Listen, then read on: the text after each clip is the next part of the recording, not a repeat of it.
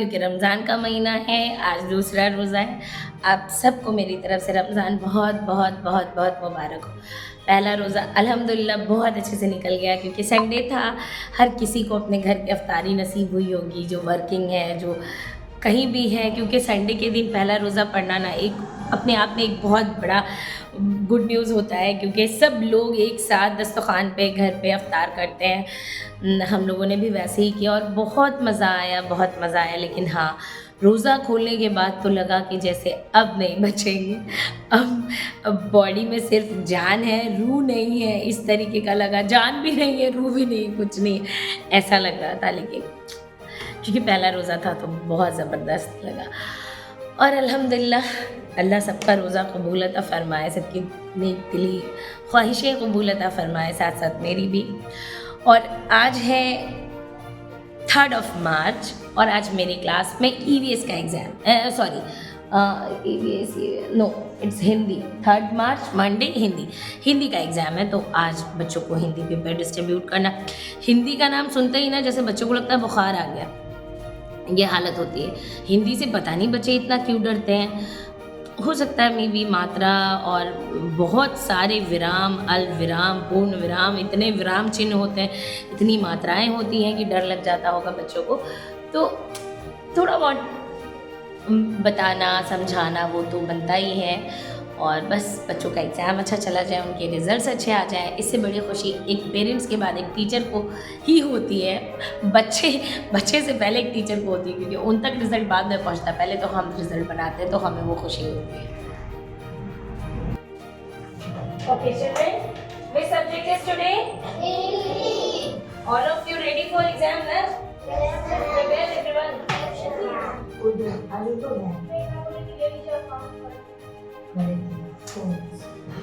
Okay, Hindi firstly I distribute, उसके बाद मैं अंडरस्टूड करवाऊंगी question.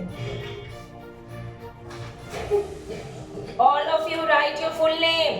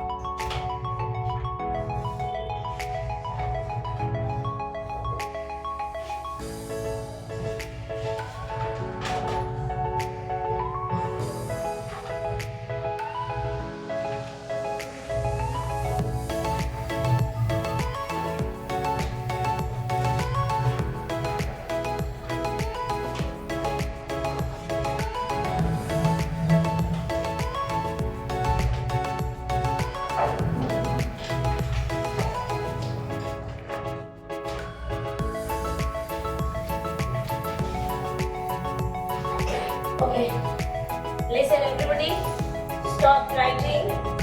Firstly, write your name and date. Today is 3rd of March, 3/3/25. Today is 3rd of March.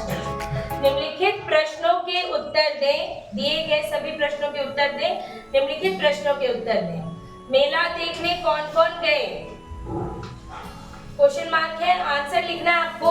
आपका answer अगर 2 line में होगा तो याद रखेंगे। All of you look here. एक तो ये जो लाइन दिया हुआ इसके ऊपर लिख लेंगे और जस्ट इसके नीचे। अगर 2 लाइन की नीड होगी तो जस्ट इसके ऊपर और इसके नीचे। ठीक है, समझ में आ रही है बात? हाँ, एक ऊपर से लिख लेंगे और एक नीचे की तरफ से। ठीक है। मेला देखने कौन कौन गए? कोयल का रंग कैसा है? बकरियां घास चरने कहाँ जाती थीं? बच्चे कौन सा खेल खेल रहे हैं? किसान ने खेत में पहली बार क्या बोया? 10 मार्क्स है, 2 मार्क्स ईच है। वाक्य बनाए।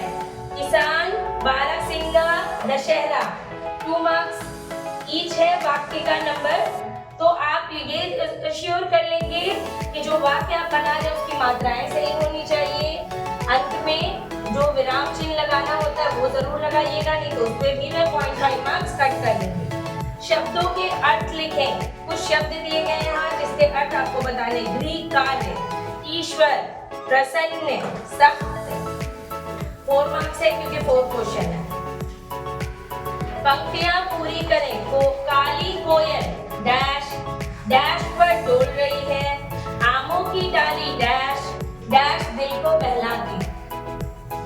अगर कंफ्यूजन आए तो एक बार पढ़ेंगे, मन में सोचेंगे, उसके बाद ही राइट डाउन करेंगे। 6 नंबर क्वेश्चन है, 5 नंबर क्वेश्चन है, शब्दों को सही रूप में लिखें। आ मा आकार अम्मा। क्या अम्मा ऐसे ही लिखते हैं जैसे इसमें लिखा हुआ है? नहीं, ये गलत रूप है, इसको आपने सही करके लिखना है। कुंभकर्ण का सौकार मा भा क रे ना कुंभकर्ण, तो ये भी गलत है क्योंकि कुंभकर्ण अलग तरीके से होता है, कैसे ये मुझे नहीं पता। जन्म यहाँ पे लिखा हुआ जन्म जन्म, लेकिन लिखते हैं जन्म, कैसे लिखते हैं? Again I don't know. तुम्हारी, इसमें भी करेक्शन करेंगे और इसको सही रूप में लिखेंगे। 4 मार्क्स है, 1 मार्क्स ईच है। खाली स्थान को भरे, 4 नंबर का है, 4 खाली स्थान है जो आपको भरने हैं। आलू जमीन के डैश होते हैं, कहाँ होते हैं मुझे नहीं पता। एक डैश में 12 सिंगा रहता था, 12 सिंगा कहाँ रहता था? I don't know.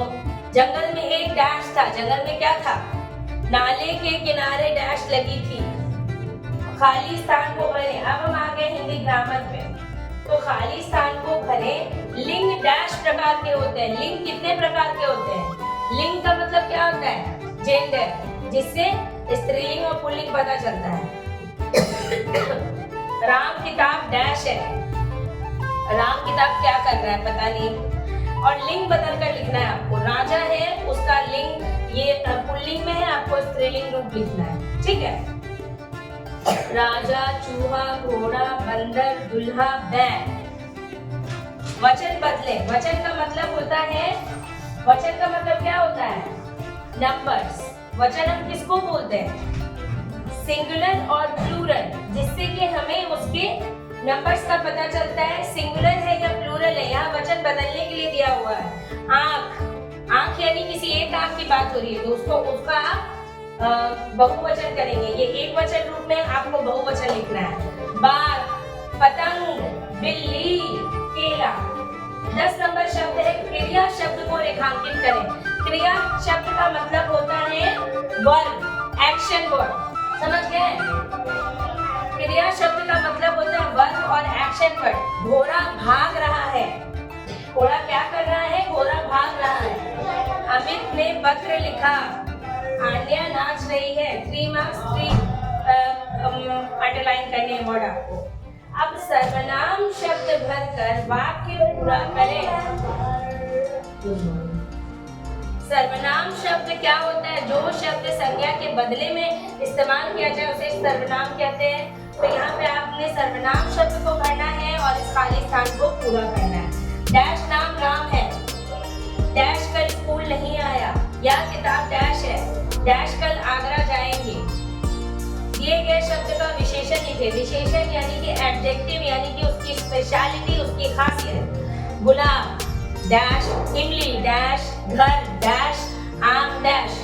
बिल्कुल भी गलती नहीं कीजिएगा, कोई भी मिस्टेक नहीं कीजिएगा, सेम चीजें राइट करनी है आपको, कोई मिस्टेक इसमें नहीं होना चाहिए। समझ में आ रही है बात? कहीं से कोई गलती नहीं कीजिएगा, सब पढ़ाया हुआ है, कोई ऐसा क्वेश्चन नहीं है जो कि नहीं पढ़ाया हुआ है। अब है विलोम शब्द लिखे। विलोम का मतलब होता है अपोजिट, उल्टा। विलोम का मतलब क्या होता है? उल्टा। सोना डैश, सुबह डैश, दिन डैश, कच्चा डैश। अब आते हैं लास्ट पेज में, चित्र वर्णन। चित्र वर्णन में मैं आप लोगों को एक चित्र बोर्ड पे ड्रॉ करके दूंगी, उसके बारे में आपको 5 सेंटेंसेस लिखना है, ठीक है? एक सिंपल सा चित्र दूंगी जो कि आपके कॉपी बुक में लिखा हुआ आपने पढ़ा होगा, इसलिए उसका टेंशन मत लीजिए। अब है 15 नंबर क्वेश्चन। राष्ट्रीय पक्षी मोर या पेड़ या हमारा मित्र पर 5 पंक्तियां लिखे। मैंने 3 चीजें दी हैं, राष्ट्रीय पक्षी मोर, पेड़, हमारा मित्र। जिस पे भी लिखेंगे उसको अंडरलाइन कर देंगे और उसके बारे में लिखेंगे। आ गई बात समझ में? अब आप में से कोई भी ऐसा बच्चा है जिसे कोई क्वेश्चन, कोई भी एक ऐसा प्रश्न है जिसमें मुश्किल आ रही है, परेशानी आ रही है, नहीं पढ़ा है, उनकी कॉपी में नहीं हुआ है, तो प्लीज आस्क मी। ऐसा कोई क्वेश्चन है जो बिना पढ़े आ गया हो या आपने पढ़ा नहीं हो, आप उस प्रश्न को देख के घबरा रहे हैं तो please ask me any question. यहाँ पे दिए गए शब्द का विशेषण लिखिए। विशेषण तुमने एडजेक्टिव लिखा है गर्ल का एडजेक्टिव इंग्लिश में लिखा था ना, बस वही इसमें एडजेक्टिव ही लिखना है, उसे ही हिंदी में विशेषण कहते हैं। और कोई anyone? No doubt. All the best, start writing. All the best.